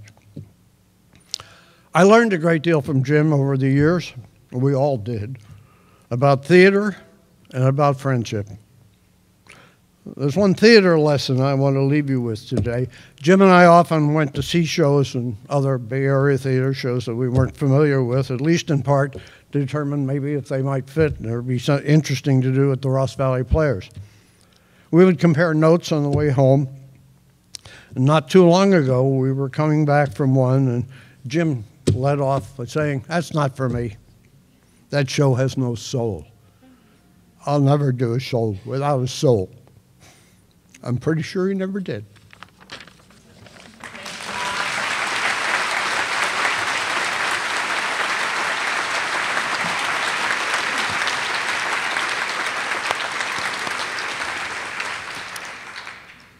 Well, hi. As Lisa said, I'm Stephanie Saunders-Alberg. I was in the original Taming of the Shrew and the one that went to Edinburgh, and many of my fellow castmates are here today. And I think it's because of Jim that we've all stayed in touch with each other for all these decades later. Well, I first met Jim right here at the College of Marin when I was taking a class here when I was still in high school and 16 years old. He was inspired to do that Taming of the Shrew after he saw Butch Cassidy and the Sundance Kid. And I've had a great deal of pleasure performing in Jim Dunn shows both here, up on the mountain, at the Cannery in San Francisco, and at the Ross Valley Players. I even had the pleasure of being in a show with Jim recently, Harvey, that Bob mentioned, that he directed us both in. But I want to speak on behalf of the Ross Valley Players. I was busy, I guess, at 16, because that's when I did my first show there. I came back many years later after Bob cast me in a play. I'm on the board of directors and various committees. And my favorite one is the Play Selection Committee, which I've served on for several years with Jim. I always loved hearing his insight into a play, theater in general, and if he thought a play would be good for RVP or not. But I particularly liked it when he came in with a show that he wanted to direct, because I knew it would be great. More often than not, his productions at RVP were big hits, including his last show there, a fabulous production of Cabaret. We at RVP were thrilled when he chose us to be the place to spend more time directing when he stepped back from being chairman here at COM and directing up on the mountain. It was our gain. His tremendous talent led to many wonderful productions there, and he had fun doing some all-male shows, military shows, and wonderful classics. I related to Jim's military background as I was raised in the Air Force. So his discipline around productions and his signature saying, "To be early is to be on time, and to be on time is to be late," I could relate to. There have been many directors that I've worked for over the years and I've loved working for, but I can say without hesitation, Jim will always be my #1 favorite director that I ever worked for. I know many of you know that he would pick someone in a play to pick on, that he knew could take it. I had the pleasure of being that one once, and I always knew that that meant he cared for you, trusted you, and knew that he could use you to set an example for other people who might be new to working with Jim. His toughness in directing was to help us be the best that we could be in a production, not to make the production better for him. So I thank you, Jim, for everything you've done for me and the influence you've had on my whole life. Your contribution to theater will never be forgotten. The Ross Valley Players thank you for choosing us to be your key theater home, and we've dedicated this entire season to him. And I learned something new from Holly, his sister, today, that Jim and I also had in common besides the military background. Both our moms were members of the DAR. So, thank you very much.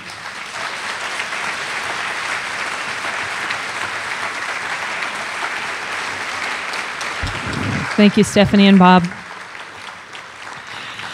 Our final speakers today are Robert Currier and Leslie Currier, the artistic and managing directors of Marin Shakespeare Company.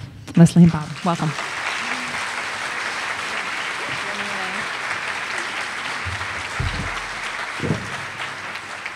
The Claudius step. Do you want to come stand next to you? To us, Jim Dunn was Mr. Shakespeare. For over a century, Jim inspired generations of students, actors, and audience members with his love of Shakespeare by directing plays, Shakespeare plays that were full of passion, wit, and clarity. And when Jim directed you in a Shakespeare play, you had better fall in love with Shakespeare. So many of us in this room are deeply grateful to Jim Dunn for greatly deepening our love of Shakespeare. Your turn. All right. We're going back and forth. What a great crowd. Jim would be so happy to see all of you people here. It's so wonderful. Yeah, we started the Marin Shakespeare Company after Ann Brebner asked me to come here. Ann and John robbed the world of a great algebra teacher when they got Dakin Matthews to become an actor. But we've been doing shows for 29 years now. In case you don't know, we just finished our season at Dominican University. And our lead guest director over the last 29 years was Jim Dunn.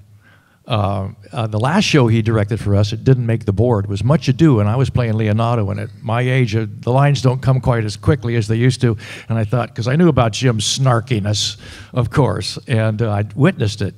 And I said, Jim, I don't know my lines yet. And he goes, and I thought he was going to bite my head off because I'd seen it happen before. And he goes, oh, no, that's okay, Bob. You'll get them. You know, he was just so kind and sweet to me, and everything went fine. And a middle show he did for us, which I don't need to talk about anymore, was the famous, Taming of the Shrew, the Western Shrew, which was command performance before the royal family in England. Did you know that? Princess Margaret or Anne or one of them requested that show after it won the Edinburgh Festival. Right?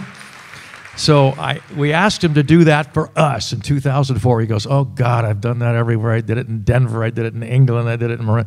So he said that'd be the last time he did it. But actually, it wasn't because it was such a wonderful show. And the first show he directed for us was Henry V. You know, his Marine military soldier self came through. He even brought the cannon onto our stage. He provided the cannon, you know. And I just want to say, of everybody in this room, I think maybe Jim's my doppelganger. He's my role model. I mean, I've directed hundreds of shows, not as many as he has. My first Shakespeare was Comedy of Errors. You know, we both love dogs. Sorry about Flaky the cat. Sorry about that. We both love sports. After a rehearsal, sometimes we would have a cigarette and talk about I'm glad to see all the chocolate chip cookies out there. You all know Jim had a real sweet tooth, right? He loved sugar. And, of course, Jim loved beautiful women. And you look around this room today and you can see a lot of them here right now. I hope when I'm 85 or if I can last that long, I go directing something like Romeo and Juliet or another Shakespeare. And by the way, the Shakespeare of Jim Dunn has no need to be made great again because Shakespeare was always great.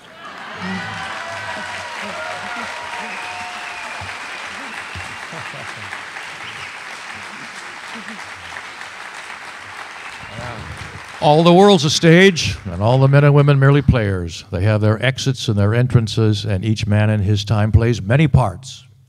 To be or not to be. The play is the thing. Oh, this learning, what a thing it is.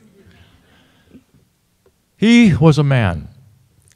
Take him for all in all, we shall not see his like again. Heaven, make a star of him. The crown of the earth doth melt. And I am struck with sorrow. Yet he shall have noble memory. remember me. All the world's a stage, and all the men and women merely players. They have their exits. Bravo, Jim.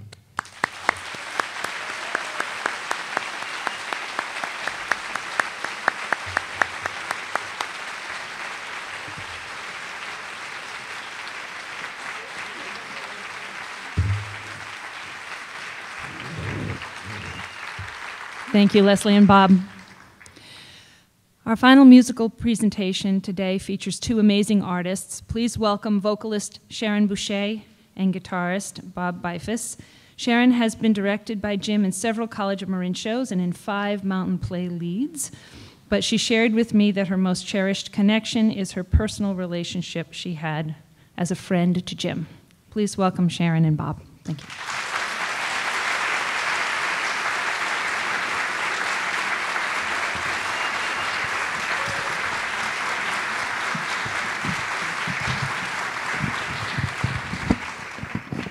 It's an honor to be here today and to see all my wonderful dear friends that have been up on the mountain. How many of you hold your hands up that shared the mountain? Oh my God, look at that.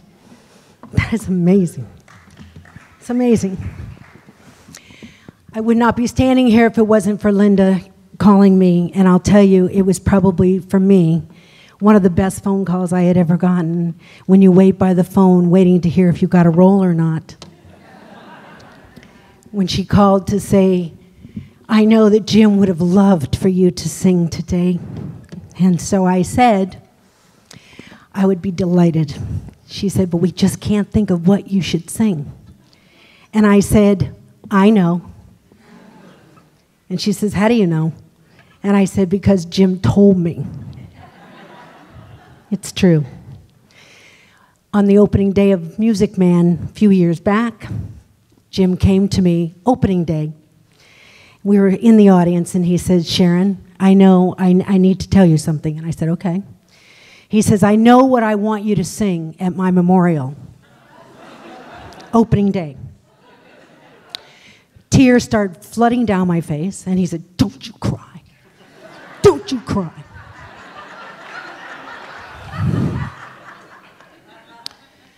Couldn't help myself.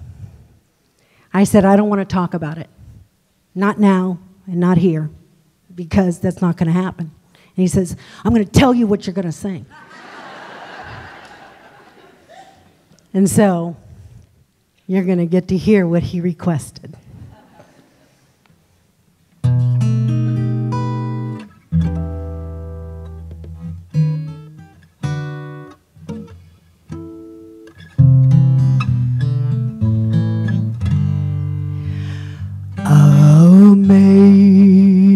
Amazing grace, how sweet the sound that saved a wretch like me.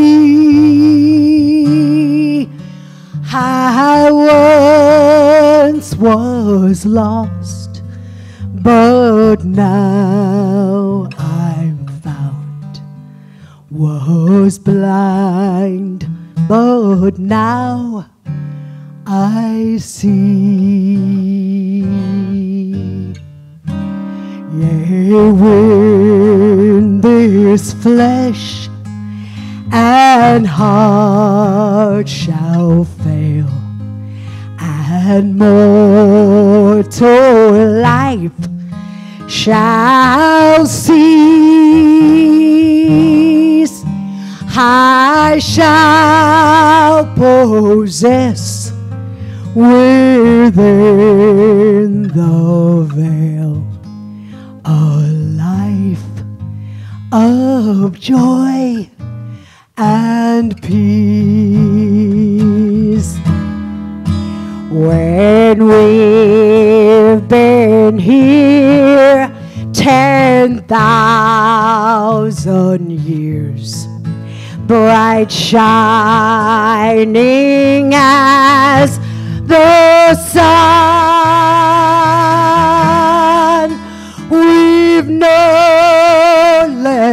days to sing Jim's praise. Then when we first begun, please everyone sing the first verse with me for Jim. Amazing grace, how sweet the sound that saved a wretch like me. I once was lost, but now I'm found. Was blind, but now I see. Thank you, Jim. Thank you so much. Thank you.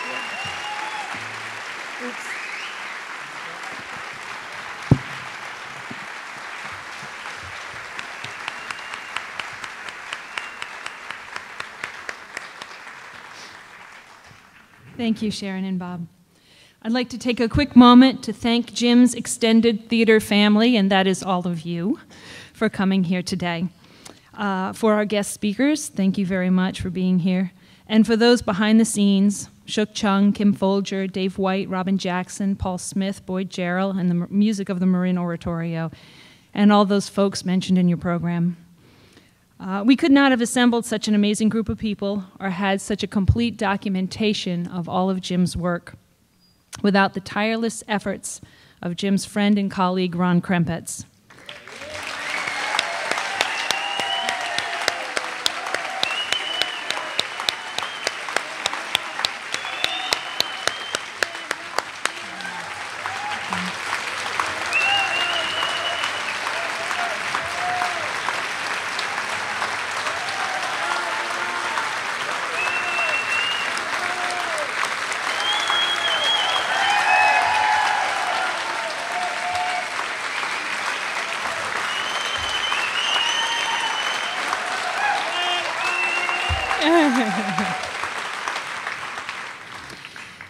I call you out, Ron, because your caring and loving relationship is an example for us all.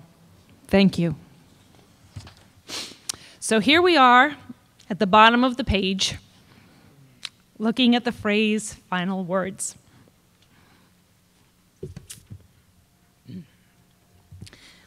I'm afraid I don't have final words regarding Jim, because I believe I will continue talking about him or talking with him for many years to come, in part because he made such an impact on me as a teacher and a director, and in part because he swore to me that he would come back and haunt me. He really did say that. But before I sign off, I have one more thing to do for Jim. In an effort to honor Jim's memory and continue his legacy, I'm here to ask for your support for the James Dunn Commemorative Campaign, which has been established in honor of Jim for his years of creativity, his high standards of excellence, and his labor of love that is this program. Before Jim passed away, I spoke with him about fundraising in his name. He said to me, "That would be fine." And then, with his signature fist in the air, he said, "If my name will bring support to this program, you do it. Do it." So for those of you who were impacted by Jim's life, as teachers, students, directors, writers, composers, actors, designers, colleagues, friends, and family, please consider contributing to this campaign to keep this program going for many years to come. You can find donation cards and envelopes in your programs, mail them back to us, or hand them in at the advancement table as you exit the theater. Oh, and please be sure to sign the guest book if it wasn't out when you arrived. There's a guest book out there right to the left of the door. Okay, now I must conclude our celebration, because I'm hearing the snapping sound again. I'd like to share a final thought about what I've learned today, which is that the stories of Jim's life mark turning points for many of us and weave in and out of our memory, growing in scope and humor and wonder. We enjoy telling these stories, we enjoy hearing them, and learning from them. In a way, that's really what Jim's life was all about, wasn't it? He was a storyteller, bringing people together to tell stories that make you laugh, cry, move you, and make you better than you thought you could be. Dear friends, I hope you enjoy the slideshow we've prepared for you. Hannah, that's your cue. Dim the lights. And I invite you to join us in the lobby following the presentation for milk and cookies, Jim's favorite things. And once again, thank you for celebrating with us the life of James C. Dunn. Cue slides.